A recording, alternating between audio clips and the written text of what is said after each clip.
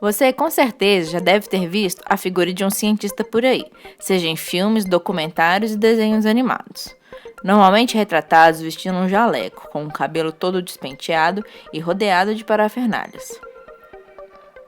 Muitas vezes eles estão resumidos a uma pessoa que vive exclusivamente para a ciência, um fazedor de coisas, de instrumentos tecnológicos que vão ajudar na trama proposta pelo roteirista do desenho. Rick, eu gosto de trabalhar aqui. Você trabalha pro diabo! E daí? E daí? E daí que ele é o diabo, Rick? Pelo menos o diabo trabalha. Pelo menos ele é ativo na comunidade. O que você faz? Come nossa comida e faz engenhocas. Tchau, tchau. Mas será que a ciência é isso? A ciência nem sempre é fácil, Morty. Quem disse isso foi o Jerry, genro do Rick, que é um cientista nihilista que sempre leva seu neto Morty para aventuras das quais a ciência sempre vai salvá-los. Segundo Marilena Chauí, em seu livro Convite à Filosofia, a ciência é a confiança que a cultura ocidental deposita na razão como capacidade para conhecer a realidade. E ela se baseia em alguns princípios. Objetividade, ou seja, saber separar o que é fenômeno do sujeito que conhece e age. Na ideia de método, como um conjunto de regras, normas e procedimentos que serve para definir e controlar o objeto de estudo e conseguir corroborar ou refutar determinada hipótese. Nas operações de análise e síntese, ou seja, do complexo para suas partes constituintes e vice-versa.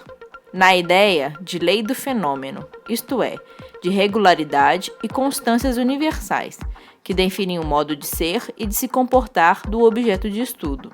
No uso de instrumentos tecnológicos e não simplesmente técnicos, e vamos falar sobre isso mais para frente. Na criação de uma linguagem específica e própria, de forma que o simbolismo científico rompe com o simbolismo da linguagem cotidiana, construindo uma linguagem própria, com símbolos inequívocos e denotativos, de significado único e universal. De forma geral, podemos dizer que a ciência baseia-se em pesquisas, investigações metódicas e sistemáticas e na exigência de que as teorias sejam internamente coerentes e digam a verdade sobre a realidade. A ciência é conhecimento que resulta de um trabalho racional. Exatamente devido ao rigor e constante análise, teorias são descartadas e novas teorias são aceitas a todo momento, e o conhecimento científico é constantemente construído e cheio de rupturas. Sobre o que vocês estão falando? Aparentemente nada. Você perguntou pra ele se Plutão é um planeta, não perguntou? Não. Não é. Cala a boca, Rick. Olha! Não me interessa o que dizem. Se ele não é mais um planeta, então pode voltar a ser um planeta de novo. Planeta, planeta, planeta, planeta! Mantenha-se científico, Jerry.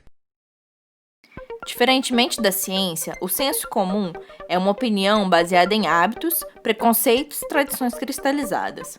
É aquele conhecimento vulgar e prático que nos orienta cotidianamente. Ô Rick, eu tenho que fazer um projeto pra feira de ciências nesse fim de semana. Será que você pode me ajudar? Tanto faz. Bom, mas tradicionalmente, feira de ciência é um negócio de pai e filho. Bom, cientificamente, tradição é um negócio idiota. A superstição é um tipo de senso comum. A cultura popular é cheia de elementos do senso comum. Quem nunca evitou passar debaixo de uma escada para não ter má sorte? Ou guardou o trevo de 4 folhas na carteira para ver se ganha um dinheirinho? A gente pode destacar aspectos positivos e negativos do senso comum. Entre os positivos, e esse é positivo mesmo, é a culinária. Não sabemos quais são as propriedades dos ingredientes que colocamos em determinada receita, mas sabemos que fica bom.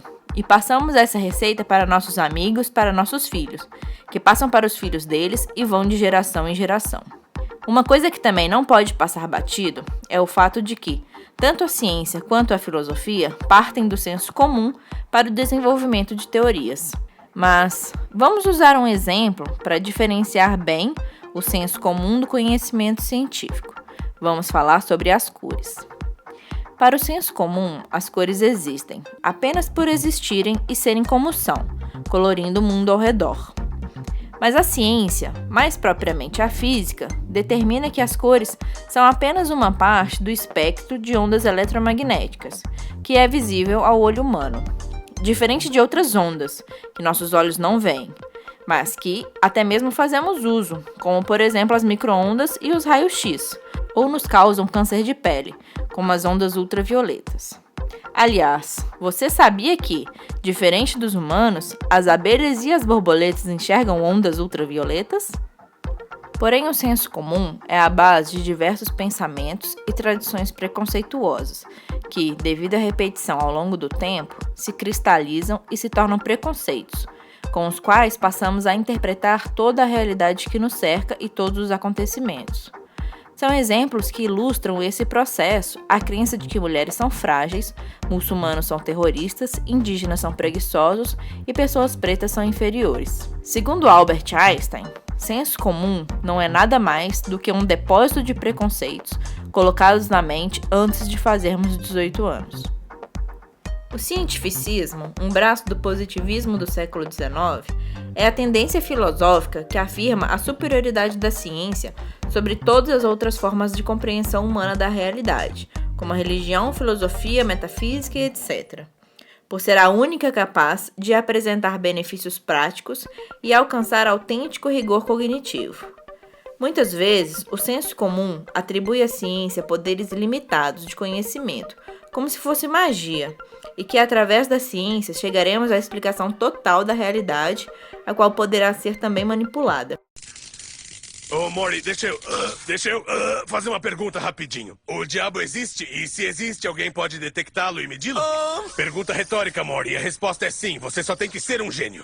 O sucesso da ciência é analisado através dos resultados, e também como uma forma de poder social e de controle do pensamento humano. Tal visão cientificista implica pensar todas as esferas da realidade por meio de categorias lógicas sistemáticas. Os conflitos individuais são reduzidos a problemas psicológicos, as contradições sociais a imperfeições lógicas do sistema. A política é reduzida a questões administrativas. Surge então a ideologia da competência, que acredita que há, na sociedade, os que sabem e os que não sabem, que os primeiros são competentes e têm o direito de mandar e de exercer poderes, enquanto os demais são incompetentes, devendo obedecer e ser mandados.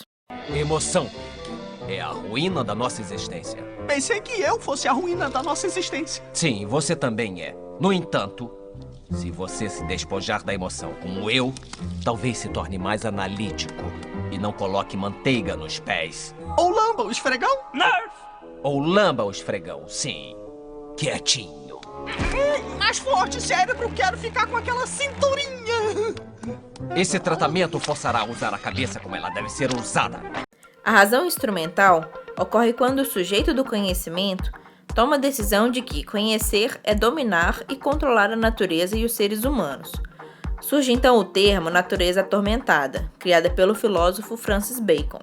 O laboratório científico é a maneira paradigmática de efetuar esse tormento, pois nele, plantas, animais, metais, líquidos, gases, etc., são submetidos a condições de investigação totalmente diversas das naturais, de maneira a fazer com que a experimentação supere a experiência, descobrindo formas, causas, efeitos que não poderiam ser conhecidos se contássemos apenas com a atividade espontânea da natureza. Atormentar a natureza é conhecer seus segredos para dominá-la e transformá-la. A ciência, então, é usada não só para conhecer as coisas e os seres humanos, mas aplica os resultados dessa construção ao mundo físico, biológico e humano, seja psíquico, social, político, histórico. Devemos saber distinguir o que se trata de investigação científica e o que é a ideologização ou mitologização de uma ciência.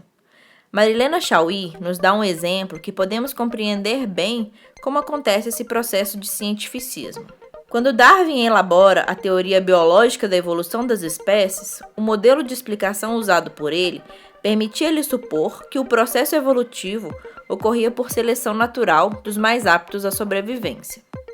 Na mesma época da criação dessa teoria, a sociedade capitalista estava convencida de que o progresso social e histórico provinha da competição e da concorrência dos indivíduos, segundo a lei econômica da oferta e da procura. Um filósofo, Spencer, aplicou então a teoria darwiniana à sociedade. Nesta, os mais aptos, isto é, os mais capazes de competir e concorrer, tornam-se naturalmente superiores aos outros, vencendo-os em riqueza, privilégios e poderes. Ou seja, Tomou conceitos referentes a fatos naturais e os converteu em fatos sociais, como se não houvesse diferença entre natureza e sociedade. Com o tempo, o termo cientificismo foi duramente criticado e hoje em dia é considerado pejorativo. Fazer a crítica ao cientificismo atual não quer dizer defender formas de conhecimento atreladas ao mítico, ao religioso ou à mera superstição, mas indicar que a arte também deve ter lugar como forma de conhecimento numa ciência como a psicologia, e que a reflexão teórica não deveria estar ausente de nenhuma publicação, isto é, essa nunca deveria ser reduzida a relato de pesquisa. Voltamos então à questão que abriu esse vídeo. Seria a ciência um meio para atingirmos a tecnologia e os cientistas meros fazedores de coisas? Não vamos negar que a tecnologia é parte da ciência e nos ajuda a estudar os fenômenos sem depender apenas dos recursos de nossa percepção e de nossa inteligência. Os objetos técnico-tecnológicos são criados pela ciência como instrumentos de auxílio ao trabalho humano.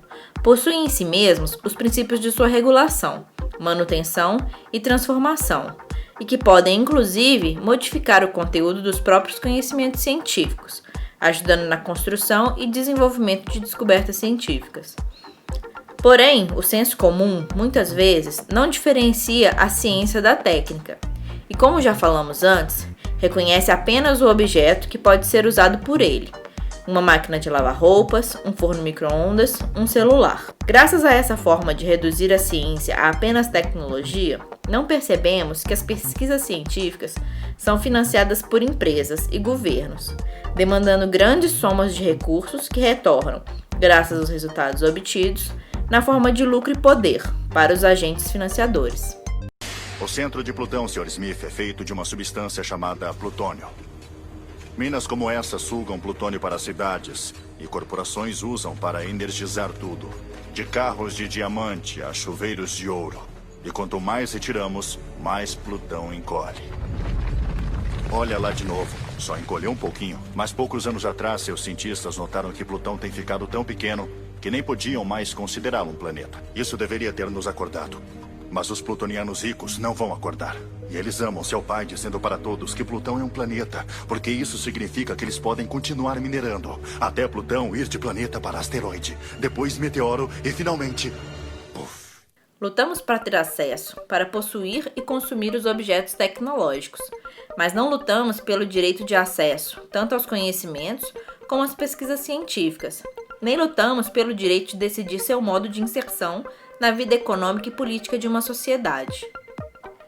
No Brasil, aceitamos políticas educacionais que profissionalizam os jovens no segundo grau, portanto, antes que tenham podido ter acesso às ciências propriamente ditas, e que destinam poucos recursos públicos às áreas de pesquisa nas universidades. Uma teoria científica pode nascer para dar resposta a um problema prático ou teórico.